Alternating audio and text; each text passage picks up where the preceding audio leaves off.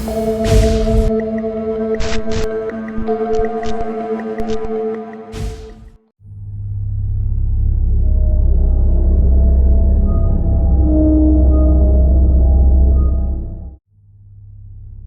tahun 1947, di sebuah desa kecil di Jawa Timur, terjadi teror yang tak pernah dilupakan oleh penduduk setempat. Sosok pocong yang dikenal sebagai Mbah Tumini mulai bergentayangan, mengitari desa setiap malam setelah pukul 9. Sosok pocong itu bukan hanya menakutkan karena wujudnya, tetapi juga karena wajahnya yang telah hancur dan dipenuhi nanah, menciptakan pemandangan mengerikan yang membuat siapapun yang menatapnya ngeri. Sayangnya, sebagai manusia, ketakutan seringkali mendominasi, membuat kita lari terbirit-birit sebelum sempat mendengar apa yang ingin disampaikan oleh arwah tersebut. Bahkan hanya sekilas melihat wajahnya saja, kebanyakan orang mungkin akan langsung pingsan di tempat. Sebelum masuk ke dalam rentetan teror yang dialami warga, alangkah baiknya mengenal lebih jauh sosok Mbah Tumini. Sri Tumini, atau yang akrab disapa Mbah Tumini, adalah seorang nenek tua yang pada masa itu telah berusia sekitar 70 tahun. Ia hidup sebatang kara setelah suami dan anak perempuannya meninggal dunia karena penyakit jantung. Untuk menyambung hidup, setiap hari Mbah Tumini menjual sayur tetangga ke pasar. Namun seiring bertambahnya usia, kakinya mulai sering sakit-sakitan. Kondisi itu membuatnya berhenti berdagang dan beralih menjadi tukang pijat. Mbah Tumini sangat terkenal di kalangan warga karena pijatannya yang kuat. Meskipun sederhana, tangan Mbah Tumini dianggap atos, seolah bisa menyembuhkan rasa pegal dalam waktu singkat. Ia tak pernah memilih-milih siapa yang ingin dipijat, bahkan seringkali hanya menerima bayaran berupa nasi dan lauk pauk. Meskipun begitu, ketika memiliki rezeki lebih, Mbah Tumini tak ragu berbagi dengan anak-anak sekitar yang membutuhkan. Namun, suatu hari, desa itu dikejutkan oleh hilangnya Mbah Tumini. Rumahnya mendadak sunyi, kosong, dan tak ada yang melihatnya pergi. Warga mencoba mencarinya, namun Mbah Tumini seolah lenyap begitu saja. Beberapa orang menduga bahwa ia mungkin pergi ke rumah adik perempuannya. Tetapi, tak ada satupun yang tahu kapan ia pergi. Apalagi di tengah malam yang sunyi. Warga hanya bisa menunggu dengan harapan Mbah Tumini akan kembali. Beberapa hari kemudian, salah satu warga memutuskan pergi ke rumah saudara Mbah Tumini untuk memastikan kabarnya. Betapa terkejutnya mereka ketika mendapati bahwa Mbah Tumini tak berada di sana. Bahkan adiknya pun mengaku sudah lama tak bertemu dengannya. Warga semakin bingung, tak tahu harus mencari kemana lagi. Harapan mereka kini hanya satu, Mbah Tumini masih hidup dan akan segera kembali. Sekitar 1 minggu setelah kepergiannya, seorang pria bernama Pak Tarjo, adik laki-laki Mbah Tumini, tiba-tiba muncul di desa. Pria itu sudah lama tak terlihat di desa tersebut, apalagi sejak hidupnya hancur karena judi. Ia kehilangan segalanya, termasuk rumah dan keluarganya, hingga menjadi seorang gelandangan. Ketika warga memberitahunya tentang hilangnya Mbah Tumini, Pak Tarjo hanya terdiam, mengangguk pelan, lalu berjalan menuju rumah kakaknya. Dengan tenang, Pak Tarjo membuka pintu rumah yang kosong itu menggunakan kunci yang tampaknya memang miliknya. Hal ini menimbulkan pertanyaan di benak warga. Dari mana Pak Tarjo mendapatkan kunci rumah itu? Apakah Mbah Tumini sendiri yang memberikannya? Jika iya, mengapa? Apa yang sebenarnya terjadi pada Mbah Tumini? Jawaban dari semua pertanyaan itu mulai terungkap ketika teror sosok pocong mulai menghantui desa. Kembali pada 2 minggu sebelum Mbah Tumini menghilang, terakhir kali warga melihatnya adalah ketika ia pulang dari musola setelah menunaikan ibadah maghrib. Beberapa warga sempat berbincang dengannya, mendengar keluhan Mbah Tumini tentang jari-jarinya yang kaku dan nyeri. Ia mengatakan, keesokan harinya ia harus memijat salah seorang warga. Namun keluhannya itu diabaikan dengan nasihat sederhana agar ia beristirahat.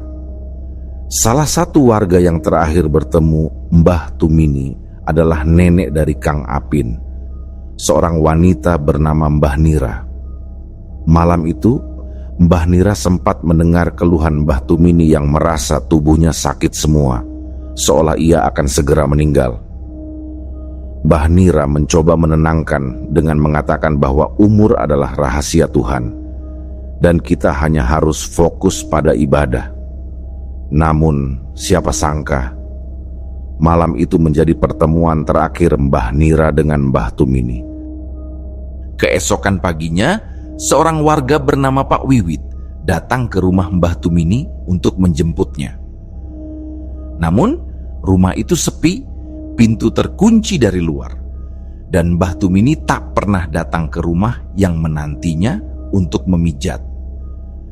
Karena rasa khawatir yang semakin memuncak, Pak Wiwit akhirnya memutuskan untuk memberitahu pengurus warga setempat tentang hilangnya Mbah Tumini. Namun, tidak satupun warga yang mengaku melihat kapan atau kemana Mbah Tumini pergi.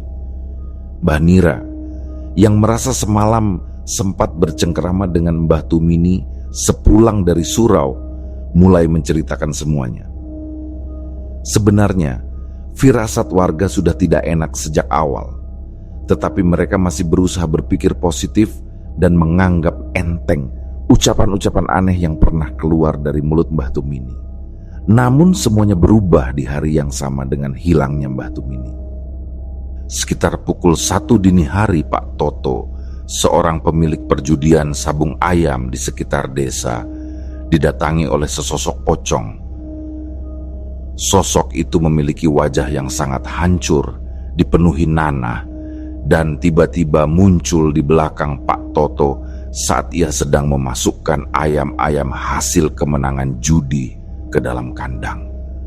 Waktu itu Pak Toto baru saja selesai menggelar perjudian dan hendak menutup tempatnya.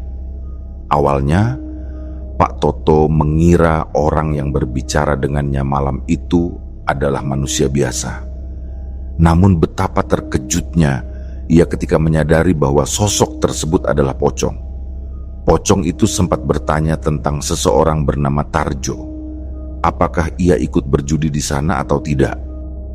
Pada awalnya Pak Toto kaget mendengar suara itu karena ia merasa sangat familiar dengan suara tersebut. Ia yakin sepenuhnya bahwa suara itu adalah suara Mbah Tumini. Karena keyakinan itu, Pak Toto merasa tenang dan sempat berpikir mungkin itu memang Mbah Tumini. Namun, ketika ia menoleh untuk menjawab, yang ia lihat bukanlah Mbah Tumini, melainkan pocong dengan wajah hancur dan penuh nanah. Kain yang melilit tubuh pocong itu lusuh, namun suaranya benar-benar mirip dengan suara Mbah Tumini. Melihat pemandangan mengerikan itu, Pak Toto langsung pingsan dan tidak mengingat apa-apa lagi. Pak Toto ditemukan oleh istrinya sendiri setelah ia tidak kunjung pulang sampai waktu subuh. Istrinya yang khawatir mencari Pak Toto dan menemukannya dalam keadaan pingsan di depan kandang ayamnya. Saat dibangunkan, Pak Toto tampak sangat ketakutan. Setelah berhasil ditenangkan, barulah ia menceritakan semua kejadian yang dialaminya semalam. Namun, bukan hanya Pak Toto yang mengalami kejadian ganjil.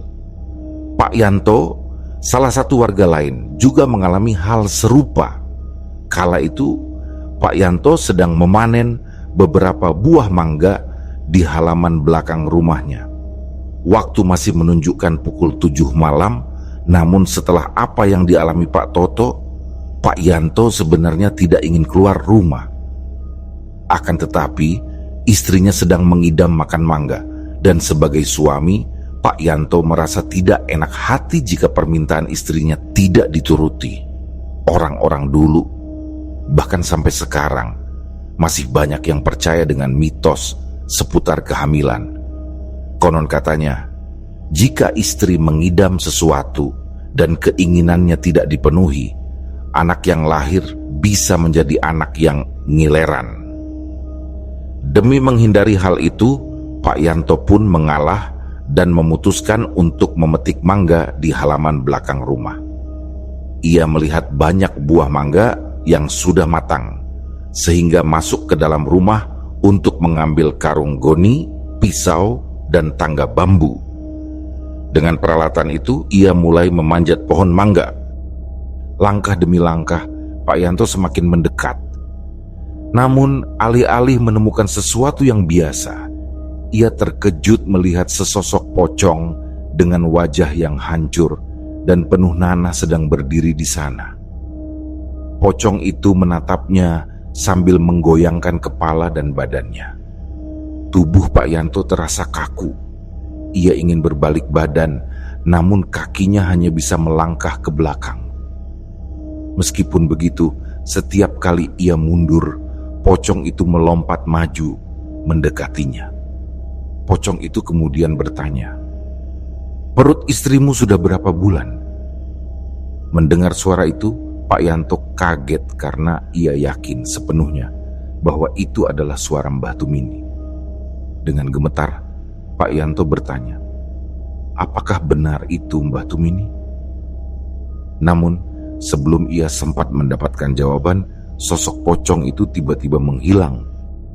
Pak Yanto bingung, tetapi sebelum ia sempat berbuat apa-apa, sebuah suara terdengar di belakang tengkuk lehernya berkata, "Iya, ini aku." Refleks, Pak Yanto menoleh tetapi tidak ada siapa-siapa di sana. Namun ia bisa merasakan hembusan napas di lehernya. Tanpa berpikir panjang, Pak Yanto segera lari ke arah pohon mangga, mengambil karung berisi buah, dan langsung masuk ke dalam rumah tanpa membereskan peralatannya. Di dalam rumah, Pak Yanto merasa sangat ketakutan. Ia yakin suara tadi adalah suara Mbah Tumini, tetapi wujudnya berupa pocong dengan wajah yang rusak. Daripada terus merasa kebingungan, akhirnya Pak Yanto menceritakan semuanya kepada istrinya. Namun, istrinya tidak terlalu menanggapi serius karena belum ada kabar apapun mengenai Mbah Tumini selain kenyataan bahwa ia hilang. Pak Yanto hanya bisa berharap bahwa firasat buruknya salah. Ia pun memutuskan untuk melupakan kejadian itu dan mengajak istrinya untuk tidur. Kejadian selanjutnya dialami oleh Bu Gima, pemilik toko sembako yang terletak di depan rumahnya. Sejak tahun 1942, toko tersebut terus beroperasi hingga sekarang, meskipun dengan sedikit perbedaan. Jika dulu tokonya sederhana, sekarang lebih lengkap dan modern. Peristiwa ini terjadi sekitar pukul 10 malam. Toko Bu Gima malam itu memang tutup lebih larut dari biasanya, karena ia sedang menunggu kiriman stok barang dari kota yang dijadwalkan datang sekitar pukul 10:30 malam. Malam itu, Bu Gima tidak sendiri. Ia ditemani anak laki-lakinya, Mas Buyung, yang sedang menghitung sisa telur ayam yang lama untuk digabungkan dengan stok yang baru. Sementara itu, Bu Gima duduk di dekat tempat penyimpanan beras, sibuk menghitung uang yang hendak ia bayarkan untuk pesanan stok barang.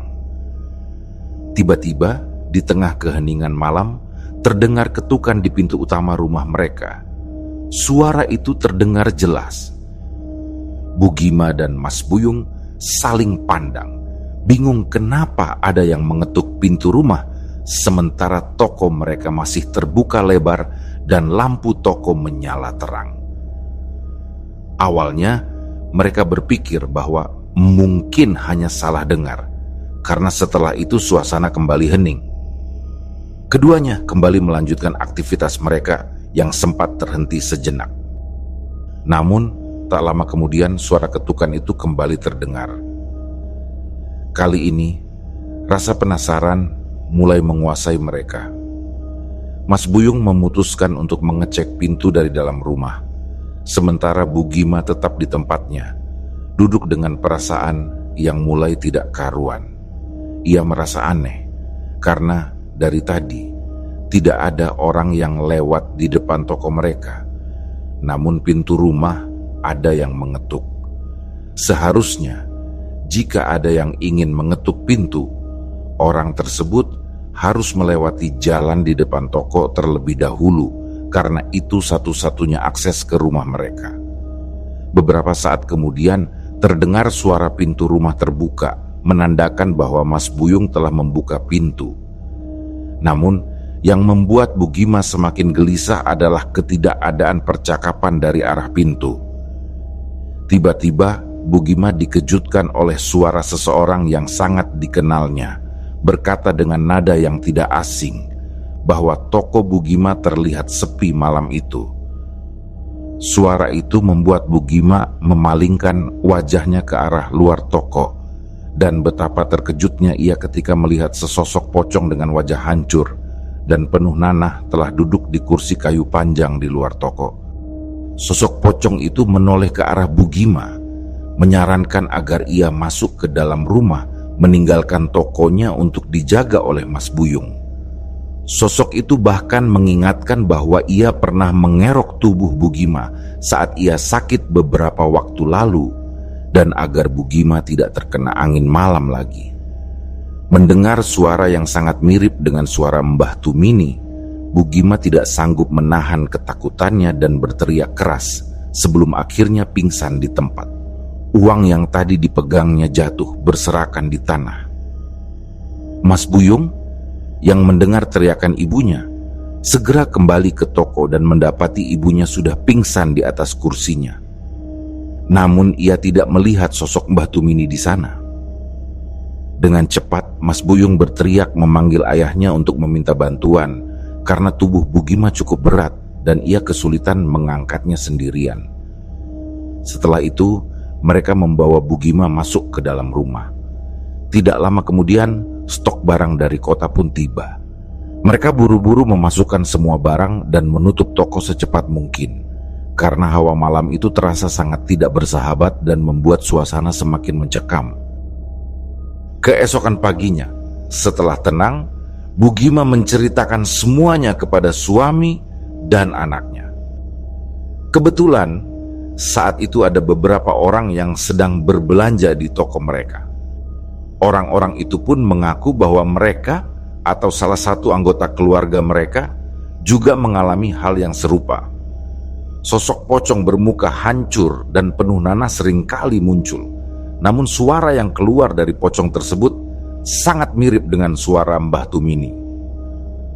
Warga akhirnya berkumpul untuk berdiskusi mengenai teror pocong ini bersama dengan pengurus desa. Di tengah perbincangan, Pak Tarjo, adik Mbah Tumini, terlihat datang ke desa dan langsung masuk ke rumah Mbah Tumini. Aksi Pak Tarjo ini menimbulkan kecurigaan, karena ketika warga memberitahu apa yang sedang terjadi dengan kakak tertuanya, Pak Tarjo nampak tidak terkejut sama sekali. Selain itu, muncul pertanyaan dari mana Pak Tarjo mendapatkan kunci rumah Mbah Tumini. Jika bukan dari Mbah Tumini sendiri, bisa jadi Pak Tarjo yang mengambilnya secara paksa. Segala misteri mengenai nasib Mbah Tumini akhirnya mulai terkuak ketika adik bungsunya, Bu Karina, datang ke desa untuk meminta pertolongan warga dan pengurus desa.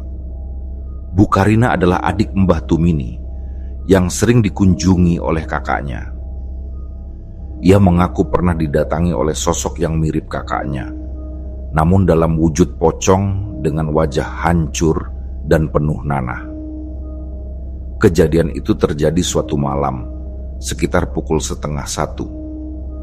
Saat itu, Bu Karina sedang tidur sendirian di kamarnya, karena suaminya sedang berada di rumah saudaranya yang menggelar hajatan. Awalnya, segalanya terasa biasa saja, sampai tiba-tiba suhu di sekitar rumah menjadi sangat dingin. Bu Karina menambahkan selimut untuk menghangatkan tubuhnya. Namun, tiba-tiba ia merasakan ada yang duduk di kasurnya, karena dipan kasurnya berbunyi seperti ada yang menekan.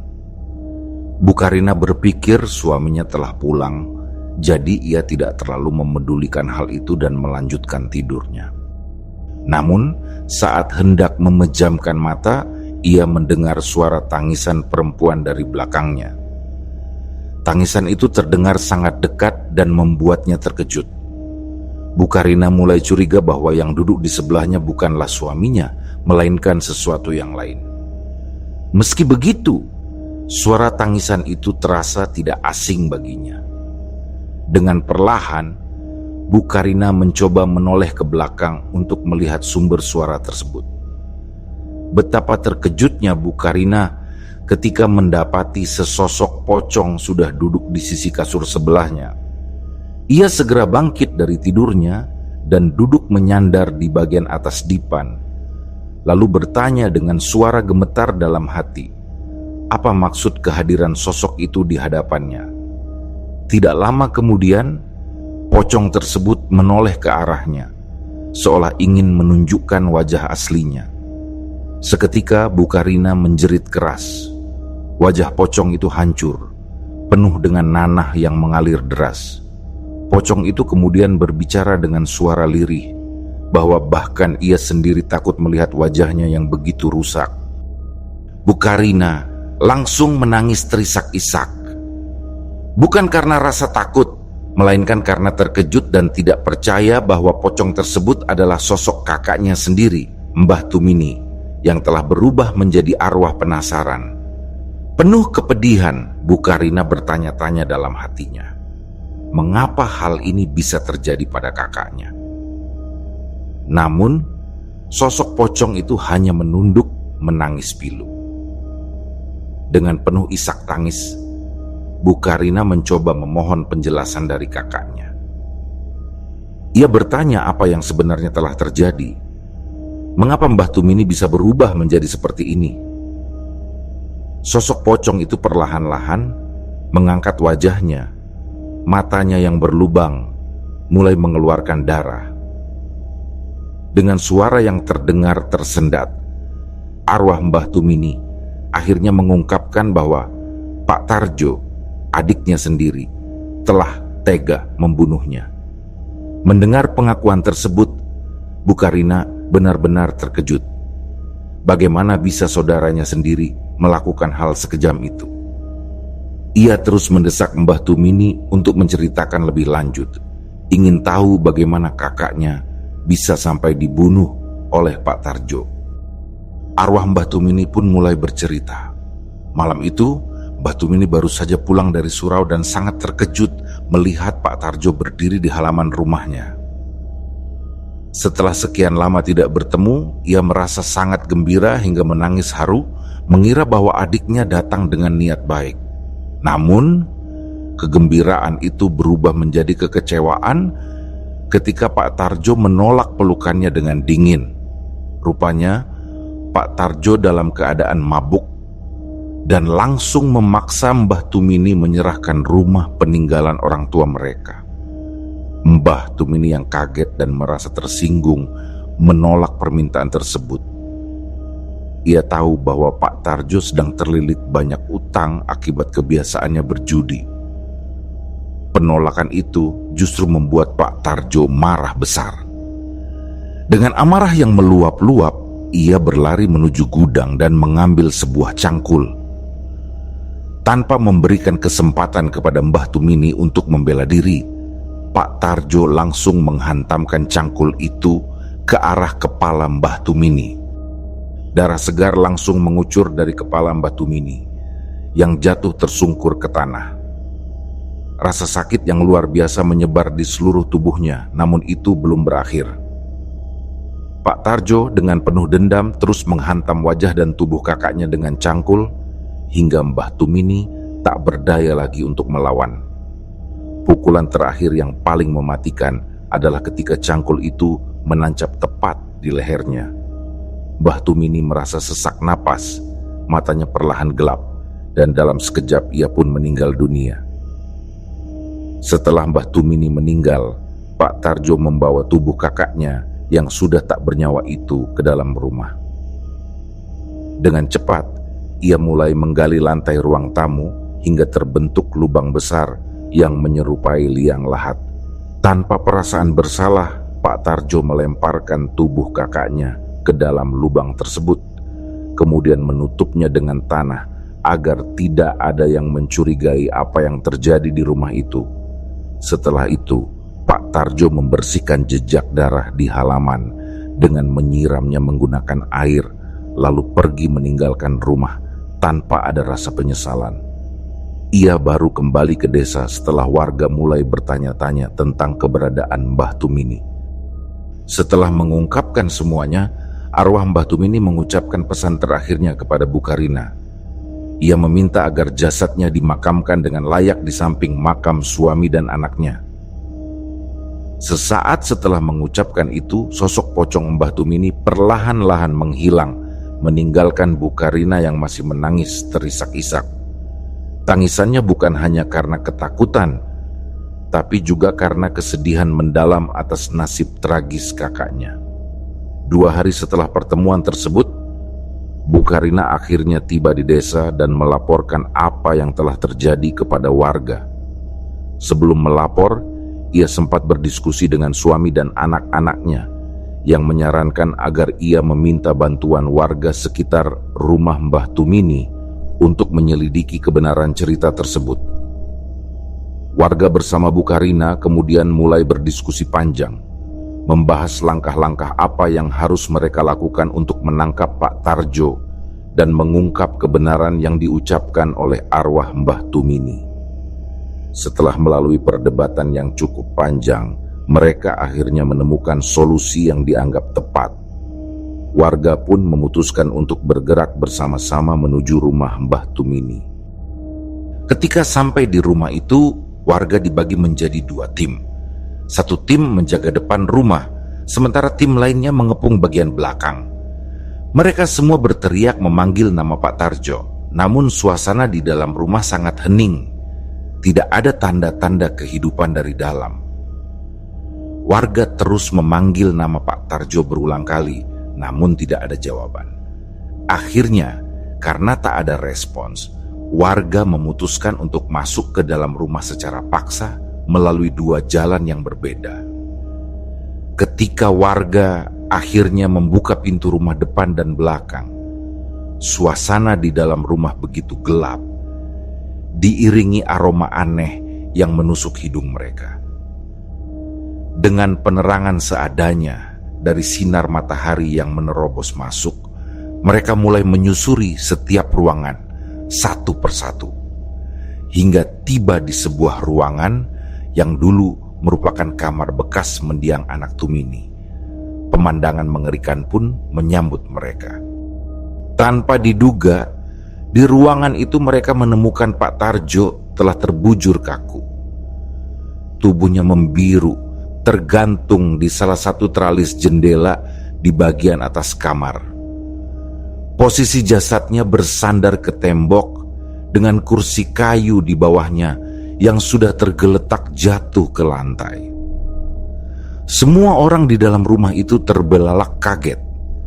Beberapa di antara mereka berteriak, menyebut nama Pak Tarjo sambil memohon ampun kepada Tuhan. Tak ada yang menyangka Pak Tarjo telah memilih mengakhiri hidupnya dengan cara itu. Warga yang lain dengan segera mengambil inisiatif untuk menggali lantai ruang tamu. Mereka meyakini bahwa di bawah tanah tersebut terdapat jasad Tumini, seperti yang telah diceritakan sebelumnya. Saat tanah mulai digali, aroma busuk perlahan keluar, semakin kuat seiring semakin dalam galian dilakukan. Akhirnya, tampaklah tubuh seseorang terbujur kaku di dalam tanah, dalam posisi miring setengah meringkuk, mengenakan mukena putih yang kini tampak lusuh dan bersimbah darah. Semua yang ada di sana akhirnya mengerti bahwa jasad itu tak lain adalah Tumini. Suara tangisan memenuhi ruangan, terutama dari Bu Karina yang tak kuasa menahan air mata. Di pinggir galian tanah Ia menangis jadi-jadinya, menyadari kakak perempuannya telah meninggal dengan cara yang begitu mengenaskan. Beberapa warga mencoba menenangkan Bu Karina, bahkan beberapa ibu-ibu membawanya keluar rumah untuk menjauhkan dari pemandangan yang terlalu menyakitkan. Bu Karina berkali-kali jatuh pingsan, didera oleh kenyataan pahit bahwa kakak laki-lakinya telah mengakhiri hidupnya sendiri setelah melakukan dosa besar. Semua yang hadir di tempat itu berusaha memahami beban pikiran dan penyesalan Pak Tarjo setelah ia membunuh Mbah Tumini, hingga akhirnya memutuskan untuk mengakhiri hidupnya dengan gantung diri. Kedua jasad tersebut, jasad Mbah Tumini dan Pak Tarjo, kemudian dimandikan, dikafani dan disyalatkan sebelum akhirnya dimakamkan di tempat pemakaman umum yang sama. Bedanya, Mbah Tumini dimakamkan di samping makam mendiang suaminya, sedangkan Pak Tarjo dikebumikan di barisan tengah TPU tersebut. Setelah peristiwa itu, rumah yang pernah menjadi tempat tinggal Mbah Tumini dibiarkan kosong dan terbengkalai, tak pernah lagi disentuh oleh tangan manusia. Galian tanah tempat ditemukannya jasad Mbah Tumini pun masih terbuka hingga kini, menjadi saksi bisu dari tragedi yang pernah terjadi di rumah tersebut. Rumah itu sendiri kini sudah roboh, hanya menyisakan beberapa tiang penyangga dan tembok yang masih kokoh.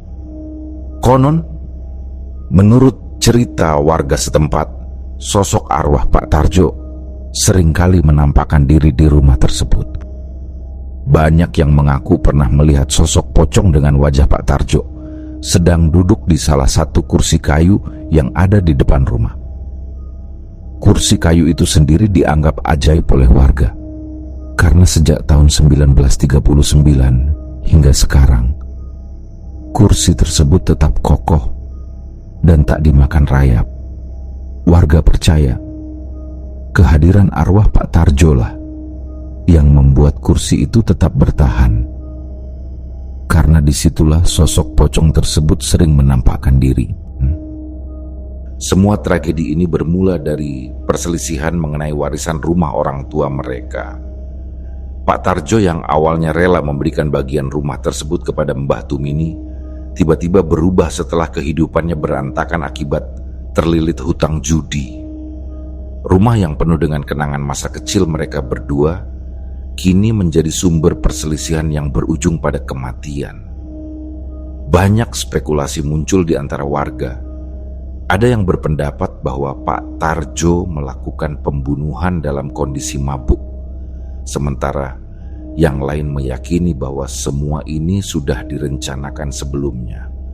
Apapun alasan yang melatar belakangi tindakan keji tersebut, satu hal yang pasti adalah bahwa perbuatan membunuh, apalagi demi kepentingan ego pribadi, tidak pernah bisa dibenarkan. Hukuman yang setimpal menanti Pak Tarjo di akhirat, dan mungkin itulah penyesalan yang menghantuinya hingga akhir hayatnya.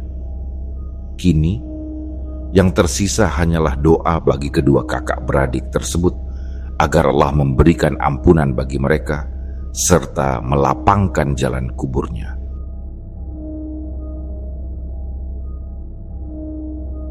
Demikianlah kisah yang kami bawakan ini. Semoga kisah ini dapat menghibur teman-teman semua dan diharapkan cerita ini bisa bermanfaat. Baiklah, terima kasih untuk teman-teman yang telah mendengarkan cerita ini dan juga yang telah mendukung channel ini. Semoga kebaikan yang dilakukan teman-teman dibalas oleh Allah Subhanahu wa Ta'ala dengan hal-hal yang lebih baik dan lebih bermanfaat dalam kehidupan. Saya mohon maaf apabila ada kesalahan dalam perkataan ataupun pengucapan dalam menceritakan kisah ini. Sampai jumpa lagi di kisah kami berikutnya. Semoga sehat dan sukses selalu untuk kita semua.